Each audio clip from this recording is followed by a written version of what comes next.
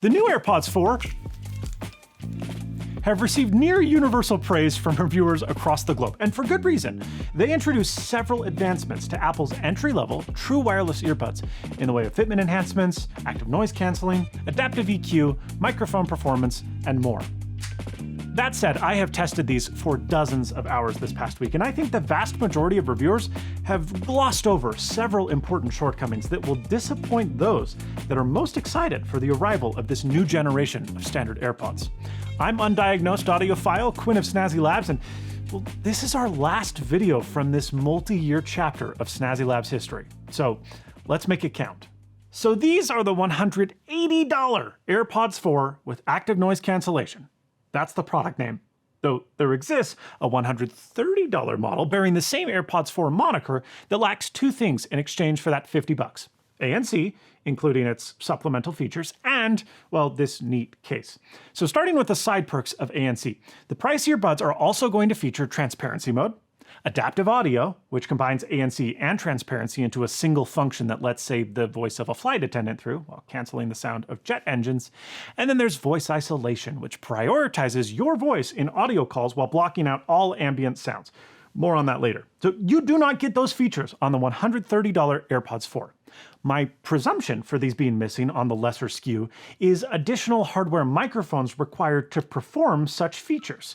Well, that, or Apple does have them, they are present, and the folks in Cupertino have just elected to software disable them. I'm hoping that it's the former and the hardware is not actually there. As for the case, well, this case is just diminutively delightful. It is by far the smallest and the lightest AirPods case yet. And, well, frankly, it's a really impressive exercise in packaging. Gone is the visible status LED, instead subtly diffusing itself through the case body when opened. Also missing, the singular case button in favor of a touch surface. And I do not like this. To pair a non-Apple device, you have to open the lid and double tap the front of the case. My success rate here is like 85%. When it works, it is faster than the old button hold of yore, but when it doesn't work, it's frustrating. And don't try it too many successive times if you fail on your first go, because 3 successive double taps factory resets the AirPods 4. And this happened, somehow, while the AirPods were in my backpack. The case was in a pocket with some coins and some keys for a while, and, well, later, when I pulled the AirPods out and cracked the lid, I got the, "Hey, do you want to set up this new pair of AirPods" dialogue? Was this a freak accident? Yeah, probably. But it wouldn't have likely happened had there just been a trusty, tiny hardware button. That small complaint aside, I've got no qualms concerning the build quality of this. I mean, the QC is superb. It's even better than the AirPods Pro 2. Everything is super rigid. The lid's magnetic triforce is perfect, and the buds are precisely sucked into the case, no matter how sloppy your insertion.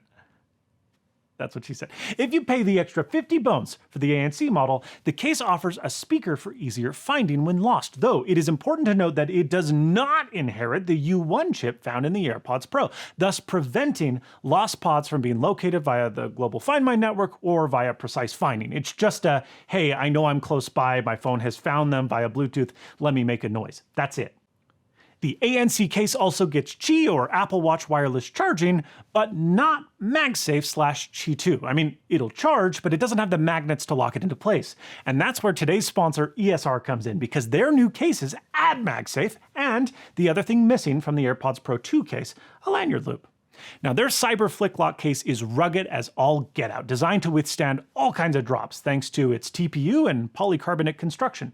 And that lid, well, it'll stay closed thanks to Flick Lock, an internal latch that prevents an AirPods yard sale. You just slide the lock right with one hand, and powerful magnets will swing the lid open.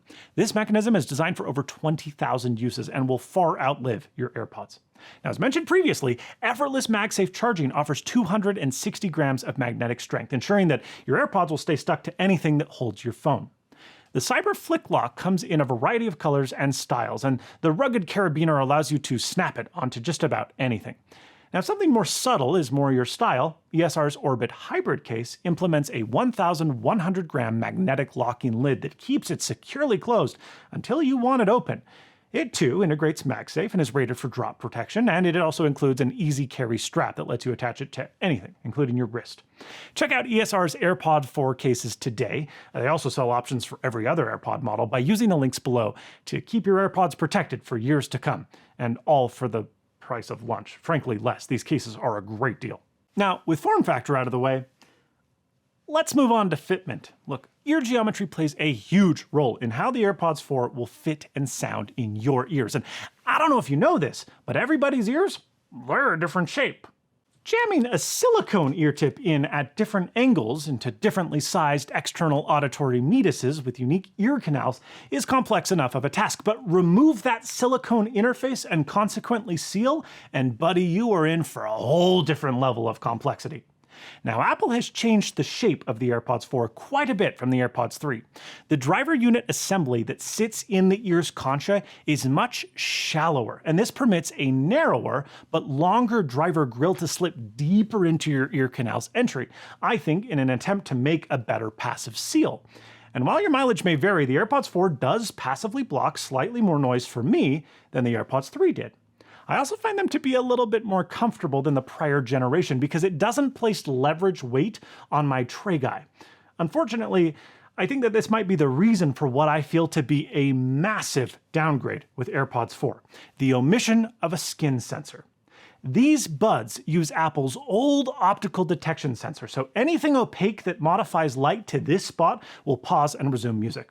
Now, Apple does appear to be using the onboard accelerometers to prevent music from being resumed when the buds are at opposing angles, so you would think that it might be okay in your pocket, but it's not bulletproof, and placing one or both earbuds in my pocket will often resume music unexpectedly. This feels like 2017 all over again. It was a solved problem. The outgoing AirPods 3 had a sensor that only responded to capacitive skin. This is a real bummer, a real downgrade, and a compromise that I hope was only made for that thinner fitment comfort, rather than to save a buck or two to artificially segment the lineup. But one thing I do know that was done to artificially segment the lineup, the lack of the volume control touch surface that you find on AirPods Pro 2. You cannot adjust the volume on AirPods 4 without using Siri or your phone's volume buttons, and pardon my French, but that is This is a basic quality of life feature that is found in most true wireless earbuds in 2024 at any price, in part due to Apple's incredibly slick implementation on AirPods Pro 2 that everybody else has copied. But even though you're spending the same price as someone may spend on AirPods Pro 2, you don't get that basic feature on AirPods 4. Whatever bean counter decided to cut that on these buds, screw you. Let's move on to something just completely missing from AirPods 3, eh?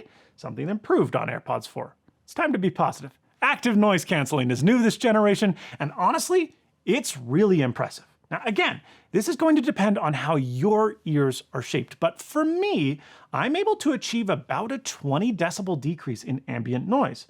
While unprecedentedly good for an open-air bud, most people would find the ANC on here to be middling if compared to a sealed bud like the AirPods Pro.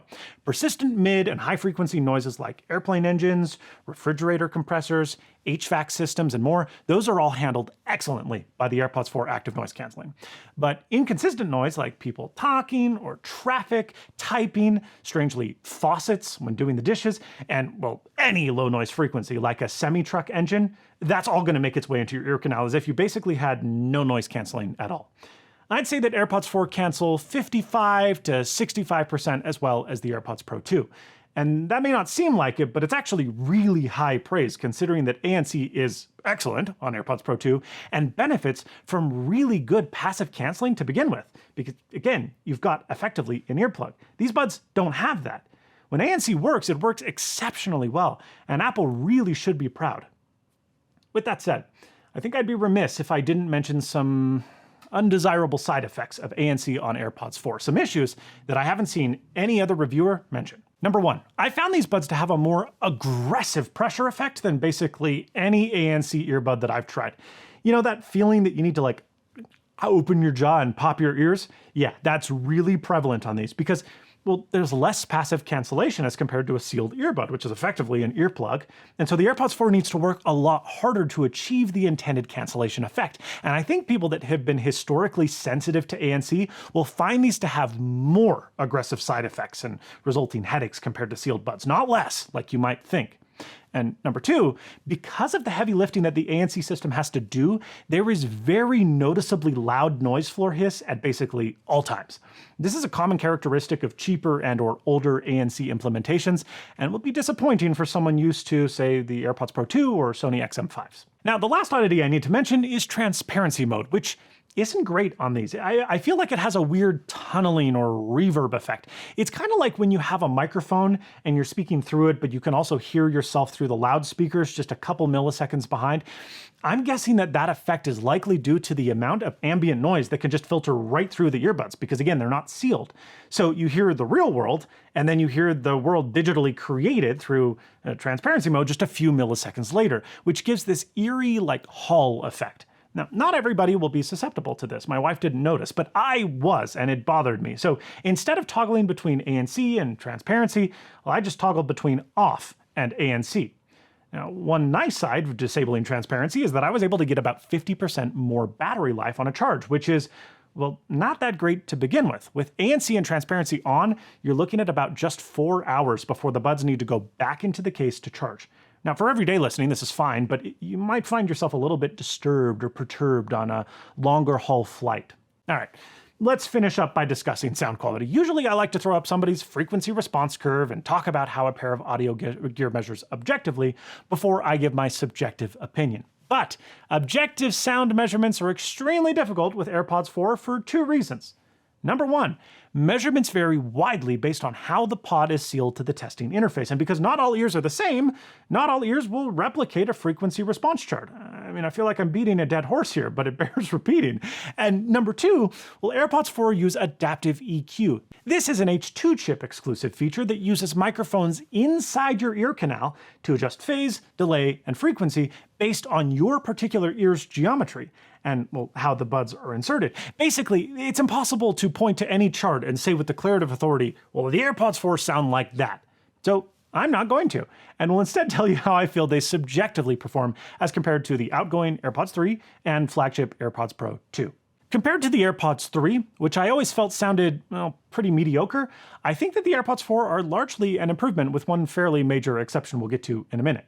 For starters, bass volume and amplitude is massively improved over AirPods 3, and frankly, it's wild how much bass is present in a pair of unsealed buds. Let me give you an example. In Igual que un Ángel by Kali Uchis, the bass line thumps nearly as much as AirPods Pro 2, with better instrument separation than the AirPods 3. Though as we slide up the frequency response curve, hi-hats, those are overemphasized and the vocals feel slightly recessed, where they don't on the AirPods Pro. Moving on to Continuum 2 by Nala Sinefro's new Endless album, we find that mids are audible and more laid back with better separation than AirPods 3, where the harp kind of struggles to force its way through over the ride cymbal and saxophone. Now on AirPods 4, not only does the harp poke through nicely, but the snare rim click comes through even better than on the AirPods Pro 2. And this is because there is a massive boost above about 4 kilohertz on the AirPods 4 that in this instance actually resolves quite nicely, but it often, in my opinion, doesn't resolve quite nicely. An area where this treble is so prominent, with separation so poor that the AirPods 4 just fall apart into a disgusting sibilant mess, is King Gizzard and the Lizard Wizard's Les Risqué. Now, while the old AirPods 3 also sound awful on this song, their super thin treble doesn't sound as fatiguing and relentless as it does on the AirPods 4. Unsurprisingly, the AirPods Pro 2 are significantly better at resolving and separating the vocals from the guitars and the cymbals, and everything is nicely controlled. Last example, Haunted Water from Spelling. It's clear on this track that the AirPods 4, to me, are a big improvement over the AirPods 3. But when you put in the AirPods Pro 2, well, you're just floored by how bad the AirPods 4 are at vocal separation, dynamic range, sub 10 Hz bass reproduction, and that sparkly 5 kHz plus treble reproduction, but without the fatiguing shrillness. Part of what makes the AirPods 4 so shouty to me is gain. Volume control on the AirPods 4 is weird. First up, they're basically inaudible below 30%. Seriously, the first several volume clicks do like nothing. I'm not the only one that has this problem, by the way. It's all over Reddit. And practically, well, you need to turn them up to about 80% volume for the bass to really come alive, because at lower volumes, sub-bass is just non-existent, and the mid-bass sounds pretty muddy. The problem is that the high end, the trebles, get really in your face around that same volume level, around 80%. And well, my ears start to hurt rather quickly, which suggests to me that they're just turned up too darn loud. You need to be really careful, folks, with non-sealed buds. Seriously, it is a lot easier to perpetuate long-term hearing loss because you still have ambient pass-through, which lowers your sensitivity to higher headphone gain. Unfortunately, I don't really think that these come alive until they're louder than they should be. And that's really, quite honestly, a shame, especially considering Apple's focus on health. All in all, the AirPods 4, they're a pretty solid step up from the AirPods 3, okay? But I'm just a little bit confused on who these are supposed to be for. I mean, I guess A, the people for whom AirPods Pro don't fit but want active noise canceling. There you go, good job. Or B, those who find the AirPods Pro too expensive. And C, those who are sensitive to ANC. The thing is, I think the latter two groups are by far the largest, and all of those people probably bought AirPods 3 a few years ago. And the base model AirPods 4, well, it just doesn't really advance the ball enough, in my opinion, further down the field to warrant an upgrade. While the new ANC model is really cool and does do a remarkably good job, all things considered, $180 is just too much for something that is a mere $10 away from something significantly better in every regard. Had the AirPods 4 models been $99 and $139 respectively, well, we'd be having a different conversation. But priced where they are, there are just better options available, even from within Apple's own lineup. Let me know what you think in the comments down below. Do you have a pair of AirPods? Which ones are they? Do you like them? Have you gotten the AirPods 4? Am I all wrong? It's possible. No, it's not. Thank you so much for watching. Just kidding, it's possible, but not really. Thank you so much for watching, and as always, stay snazzy. See you in the new studio.